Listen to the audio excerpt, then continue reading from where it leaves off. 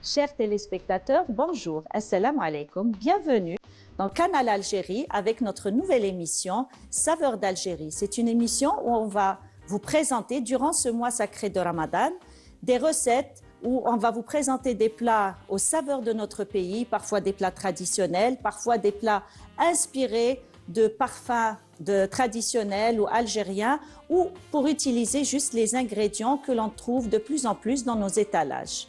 Donc aujourd'hui, pour débuter notre mois sacré de Ramadan, on va commencer par faire la soupe, l'une des soupes traditionnelles que l'on a l'habitude de faire, c'est shorba mermez. Alors, pour cela, nous avons besoin d'une grande tomate hachée, de coriandre, d'une cuillère à soupe de tomates concentrées, de poivre, de sel, de curcuma, de semen. Alors, on a besoin de mermez, on a besoin d'oignons hachés, de la menthe fraîche, de la menthe en poudre séchée. On a besoin de ras el hanout, de paprika, de coriandre en poudre. Des légumes, on va prendre de la carotte, de la courgette et un piment. Et de l'agneau coupé en morceaux. Donc, nous allons commencer notre plat. Alors, pour la shorba mermez, pour savoir ce que c'est, parce que ce n'est pas tout le monde qui a l'habitude d'entendre le mot mermez, on a plus l'habitude d'entendre shorba frik ou bien shorba vermicelle, surtout au niveau du centre. Donc, le mermez, c'est de l'orge concassée. Donc, voilà, et c'est excellent pour la santé, c'est un bon boost pour débuter notre repas. Voilà, donc on va mettre une cuillère à soupe de semen. On va mettre notre agneau. Alors on le coupe en morceaux parce que c'est une shorba, donc chacun devrait être servi avec un petit morceau d'agneau.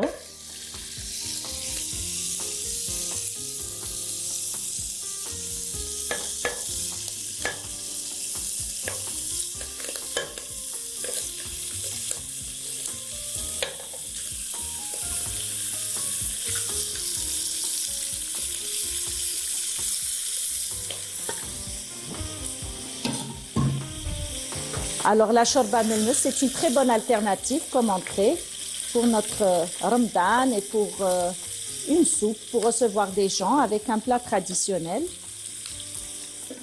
Alors, le mermez, c'est plus que le blé vu que c'est de l'orge. L'orge a il est plus digeste, il est bon pour l'énergie et en plus, il y a des protéines, il y a des vitamines. Donc, nous rajoutons l'oignon.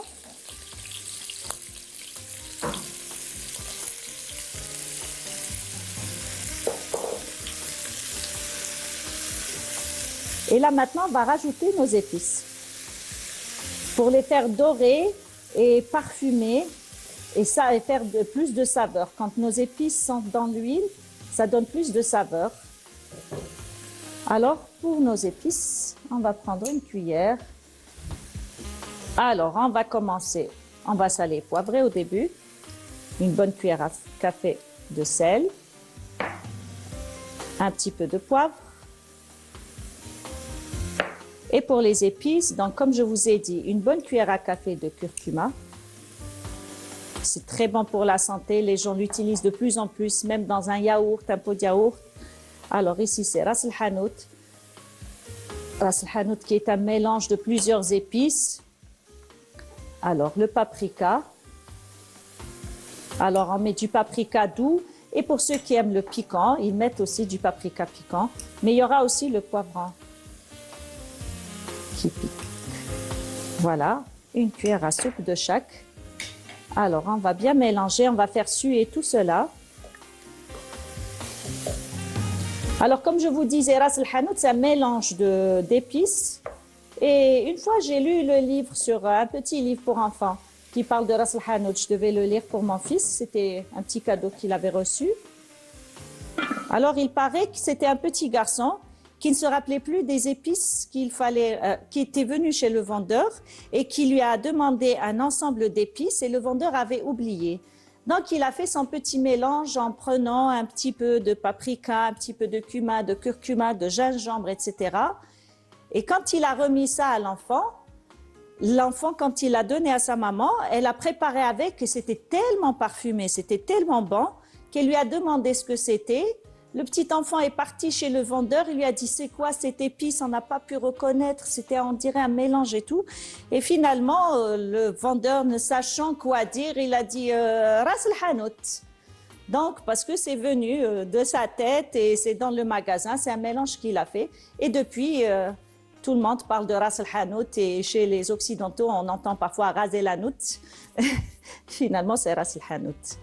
Voilà, donc on fait revenir un petit peu la tomate concentrée. C'est bon quand on la fait aussi revenir un petit peu avec de l'huile. Parce que ça, c'est une soupe qui compte beaucoup sur les saveurs, les parfums. Donc, on essaye de les mélanger au début pour pouvoir la parfumer beaucoup. Et la shorba, c'est vraiment un mélange d'épices, d'herbes aromatiques. Et les herbes aromatiques, c'est très bon pour la santé. On les met au début pour leur côté digeste, pour leur côté vitaminé. Mais c'est vrai que le côté vitaminé est un peu perdu quand ça cuit beaucoup.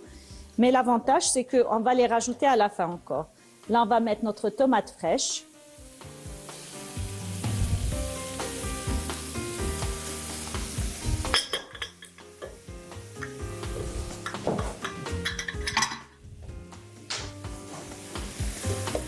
Voilà, on laisse mijoter et on va rajouter notre coriandre fraîche. Alors la coriandre, ça lâche un parfum dès qu'on le met. Moi, dès que le mois de Ramadan commence et que je commence à mettre ma première soupe, dès que je mets la coriandre, les épices, ça sent trop bon. Et la menthe fraîche. Et je trouve que ça ne suffit jamais, la coriandre. Donc, je vais en prendre encore un petit peu. Et je vais vous donner une petite astuce pour les couper. Parce qu'avant, j'avais l'habitude de la couper. Je prends une planche. Après la planche, quand je coupe, ça donne des petites traces vertes qui restent parfois. Alors, notre coriandre, la méthode est très facile. Même quand je fais mes salades, je fais comme ça. On prend des ciseaux et on coupe tout simplement. C'est pratique, c'est pas salissant. Et c'est des petites astuces qu'on apprend finalement avec le temps qui facilitent la vie. Donc, on a de la coriandre maintenant et on en aura après à la fin de la cuisson.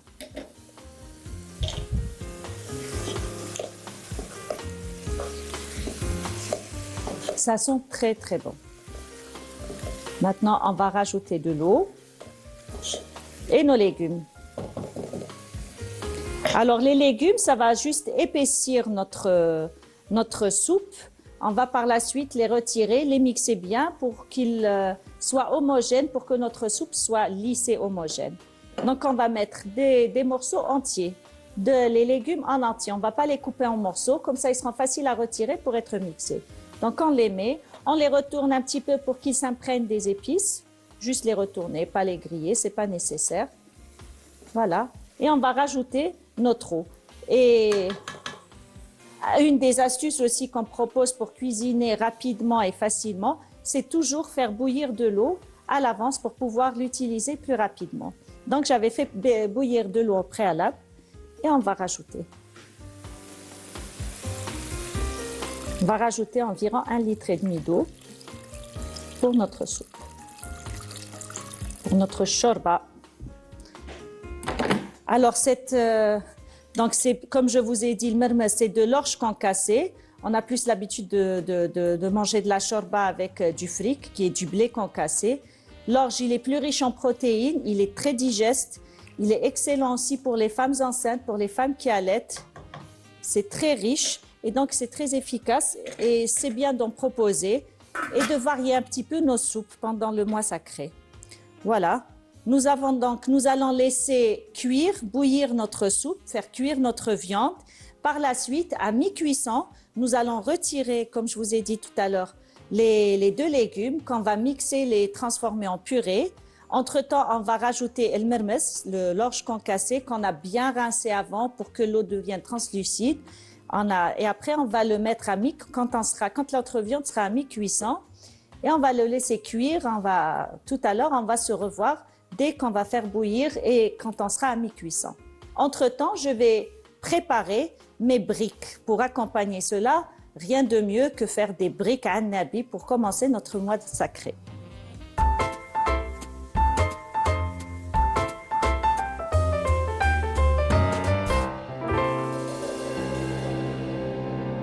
Pendant que notre shorba mermez est en train de cuire, nous allons préparer nos briques. Donc, on va déplacer notre feu pour pouvoir cuire notre second plat. Alors, pour nos briques à Nabi, nous avons besoin de purée. Nous avons besoin d'environ 4 pommes de terre. Nous avons besoin de 200 g de viande hachée qu'on a fait revenir avec un petit peu d'oignon, du sel et du poivre. Nous avons besoin de feuilles de briques. Donc, il faut compter à peu près une feuille de brique et demie par personne. Nous avons besoin de persil haché, d'olives coupées en lamelles. Nous avons besoin d'oignons coupés en petits morceaux, de la harissa pour ceux qui aiment le piquant, des morceaux de fromage fondu qu'on a coupé en longueur, un petit peu de sel et des œufs. Pour les œufs, il y a autant d'œufs que de briques, tout simplement. Donc, pour préparer nos briques, c'est vrai que c'est toute une gymnastique, mais c'est un plaisir d'en manger. Alors, on prend une poêle. Il faut bien sûr une poêle qui ne colle pas. On la préchauffe. On lui met de l'huile. Il faut recouvrir toute la surface. Donc, ça dépend de la taille de votre poêle. Et là, on va se mettre à préparer notre brique. Il nous faudra 2 assiettes. Une assiette pour faire notre brique et une seconde après avoir cuit notre brique. Donc, comme vous voyez, les feuilles de brique sont très fines. Donc, et la brique, comme son nom l'indique, c'est assez lourd. Donc, il y a de la purée, de la viande hachée et tous nos ingrédients dedans. Donc, ça prend du poids. Donc, si on fait juste une feuille de brique comme ça va se déchirer. Donc, il faut toujours rajouter une deuxième couche de feuilles en bas. Donc, on prend des ciseaux et on prend une deuxième feuille que l'on coupe au milieu en 2.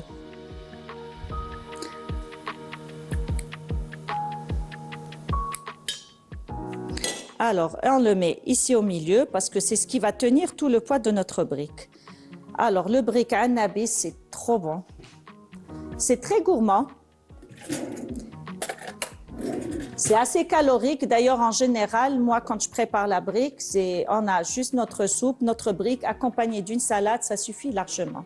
On prend une quantité de purée avec une cuillère, on la tasse. On recouvre toute la surface carrée que l'on va utiliser.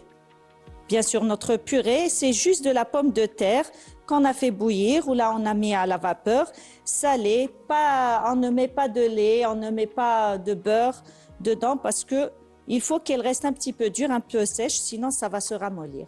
On met un petit peu de viande hachée. Alors les briques à Nabi, ils sont connus. C'est savoureux, c'est calorique, mais quand on en fait, toute la famille est heureuse. Voilà, on met dans toute la surface. Après, on met un petit peu de persil,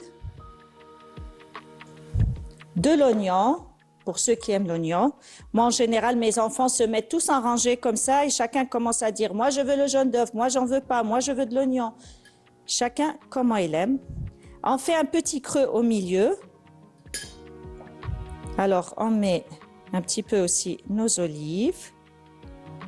C'est un plat très généreux, très coloré, mais aussi, il y a beaucoup d'aliments qui sont bénéfiques aussi. Et comme je vous ai dit, on met le fromage. Moi, je l'encadre tout simplement parce qu'on va casser notre œuf au milieu.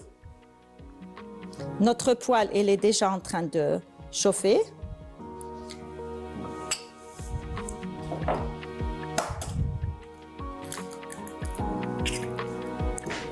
Voilà. Alors, pour la harissa, je l'ai présenté parce qu'il y en a qui préfèrent avec harissa, il y en a qui n'aiment pas. Comme chez nous, on a certaines personnes de notre équipe qui adorent la harissa, comme Ayman, ici. On va lui faire sa brique avec la harissa. Voilà. Donc, l'œuf permet de coller. On la retourne et on la met. Et la cuisson de la brique est très rapide. Le charme de la brique, c'est que le jaune d'œuf doit rester coulant. Mais il y en a qui l'aiment quand ce n'est pas coulant, donc il faut préciser, il faut demander aux personnes. Mais sa cuisson est assez rapide. On la retourne.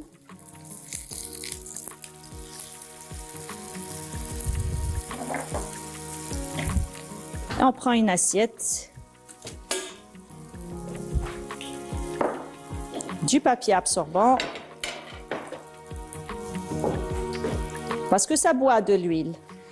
Mais comme je vous ai dit, parfois on aime être gâté. Et si on l'accompagne d'une bonne soupe bien nourrissante comme celle-ci, avec une bonne salade à côté, ça suffit largement pour notre dîner.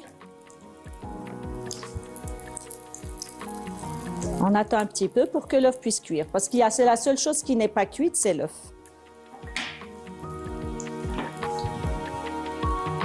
Et entre-temps, on prépare notre seconde, mais on met l'œuf à la dernière minute.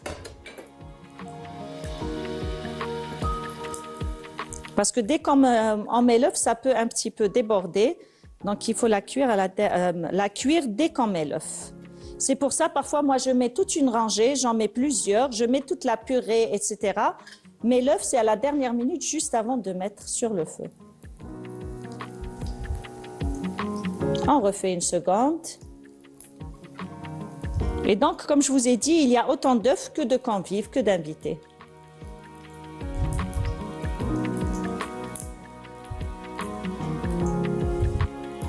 Alors, cette fois-ci, on va la faire pour Ayman. Donc, on va lui faire sa harissa. Et pour s'en rappeler, on va la mettre une petite couche. Zidlek.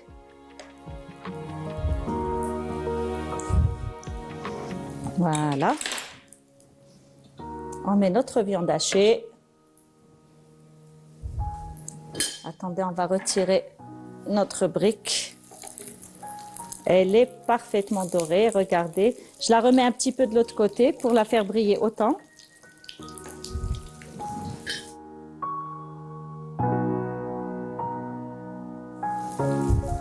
Voilà, comme tout à l'heure, du persil. Il y a de la fraîcheur, il y a du cuit, il y a de la viande, il y a du fromage, c'est excellent. C'est bon pour la santé, mais c'est un petit peu trop gourmand. Mais ça reste très bon pour la santé. Mais ça reste un repas pratiquement complet, on peut dire. Voilà. On va retirer notre brique et on va la mettre sur un papier absorbant. Et on va mettre la seconde. Voilà, on encadre, on écrase un petit peu au milieu pour faire le creux, comme tout à l'heure. Voilà. Mais le jour où je fais les briques, toute la famille est contente. Et chacun fait sa rangée. Moi, tu me rajoutes ci, moi, tu me diminues ça. Ah, toi, tu veux pas le jaune d'œuf, moi, je prends celui de mon frère. Parfois, on a des briques double jaune. Et une fois, j'ai reçu un invité. Je voulais lui faire beaucoup de plats. Et les briques font partie des plats préférés des Algériens. Et lui, il est venu de l'étranger. Donc, ça lui avait manqué. Mais je voulais pas faire de briques seulement parce que sinon, c'est trop lourd. Alors, vous savez ce que j'ai fait? J'ai fait avec des cailles, des œufs de caille. Donc, j'ai fait des mini-briques avec un œuf de caille avec les mêmes ingrédients. Ça a donné des mini-briques. C'était vraiment tout mignon et c'était pas trop calorique. Donc, je pouvais me permettre de lui faire un deuxième plat. Voilà. Et on referme. Comme vous avez vu, on a peur quand on referme, mais après, ça marche et on doit le mettre sur la face où on l'a fermé. Comme ça, il ne va pas se réouvrir. Voilà. Voilà, on va continuer nos briques. Et aussi, il ne faut pas oublier notre soupe.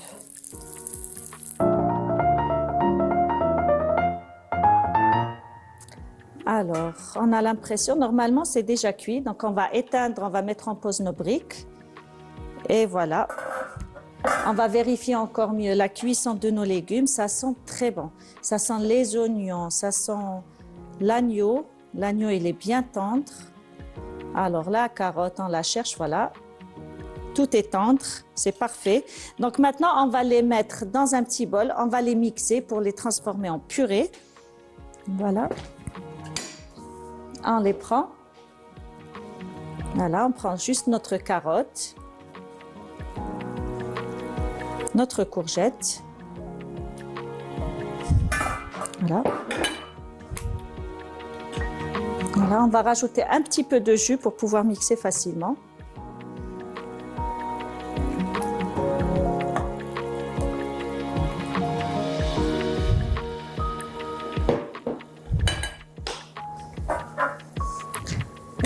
Voilà, on prend notre bras mixeur.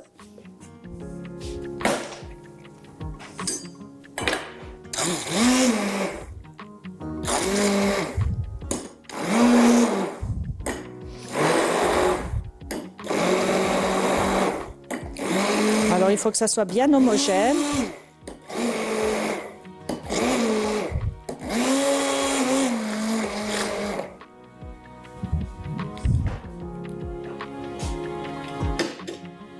Voilà. On va remettre ça dans notre soupe, dans notre shorba mermez.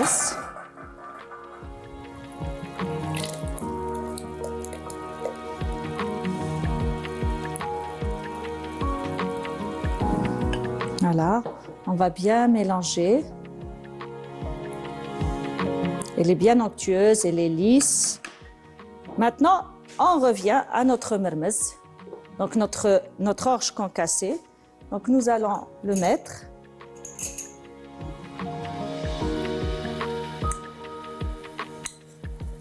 Et à partir du moment où on l'a mis, comme c'est assez lourd comme aliment dans le poêle, il faudra mélanger régulièrement à la cuisson et voir s'il faudra rajouter de l'eau. Peut-être qu'il sera nécessaire de rajouter de l'eau pour que notre soupe ne soit pas très épaisse. Voilà, donc nous avons mis notre mermez. On va rajouter notre piment. Pour ceux qui aiment le har, dédicace à notre caméraman. Et on rajoute de la menthe séchée. Ça parfume, et ça parfume, vous ne pouvez même pas imaginer à quel point. Voilà. Maintenant, nous avons bien mélangé. Comme je vous ai dit, n'oubliez pas de mélanger de temps en temps. Il faut à peu près 15 minutes pour que le mermez il cuise, il gonfle un petit peu. Il faut mélanger un petit peu de temps en temps. Voilà, je vais fermer. En attendant de terminer mon plat, je vais reprendre la cuisson de mes briques. Donc, je vais remettre mes briques, je vais le refaire, je vais rallumer le feu. Et donc, on se retrouve tout à l'heure au dressage de la table avec nos deux plats, la shorba mermez et les briques anabi.